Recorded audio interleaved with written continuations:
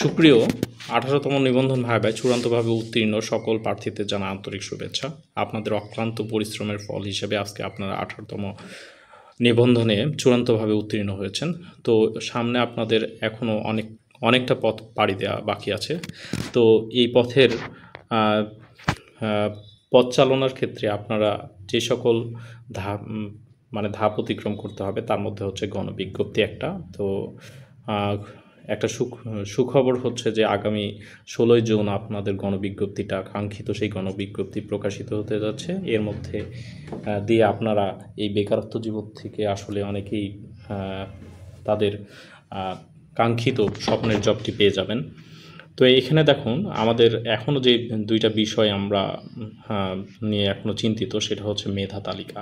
মেধা তালিকা আসলে এটা খুব গুরুত্বপূর্ণ একটা বিষয় যে আপনি যে নিবন্ধন পরীক্ষা উত্তীর্ণ হয়েছেন, এইখানে আপনার লিখিত পরীক্ষার মার্কের উপর ভিত্তি করে আপনার এই মেধা তালিকাটা তৈরি হবে। আপনি যত ভালো মার্ক পাবেন আপনার মেধা তালিকায়, সমন্বিত মেধা তালিকায় আপনার সিরিয়ালটা তত আগে থাকবে, আর যার সিরিয়াল যত আগে তার চাকরি পাওয়ার সম্ভাবনা তত বেশি। এখন বিষয় হচ্ছে যে আমি এখন এই ধরনের কথা কেন বলছি, কী জন্যে, আসলে নিবন্ধনে যারা উত্তীর্ণ হয়েছে কিছু কিছু সাবজেক্ট আছে যাদের কি উত্তীর্ণ সকলেরই জব হয়ে যাবে, আবার কিছু কিছু সাবজেক্ট আছে খালি শূন্য পদের সংখ্যা তুলনামূলক কম। সেক্ষেত্রে আপনারা উত্তীর্ণ হওয়ার পরেও অনেকে হতাশ হতে হবে যে দেখা যাচ্ছে আপনারা জব পাবেন না। তো এটা নিয়ে আসলে মন খারাপ করার কিছু নেই। কী জন্যে, আসলে আপনার এবার না হলে পরবর্তীতে হবে, সমস্যা নাই। তো এখন মেধা তালিকার মেধা তালিকার পরে ই সনদ নিয়ে আসি। ই সনদ হচ্ছে আসলে গত বছর যারা নিবন্ধনে উত্তীর্ণ হয়েছিল তাদেরকে এমনি হচ্ছে জেলা শিক্ষা অফিস থেকে একটা সার্টিফিকেট প্রদান করা হয়েছিল। তো এবার এনটিআরসি নতুন যে ব্যবস্থাটা চালু করতে যাচ্ছে সেটা হচ্ছে ই সনদ। ই সনদের আপনারা তাহলে কিভাবে পাবেন?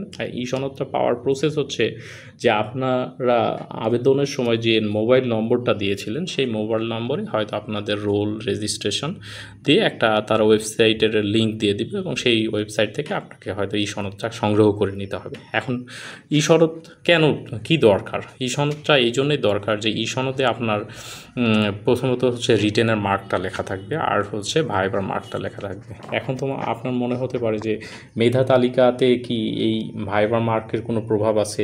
আসলে মেধা তালিকাতে ভাইবার মার্কের কোনো প্রভাব নেই।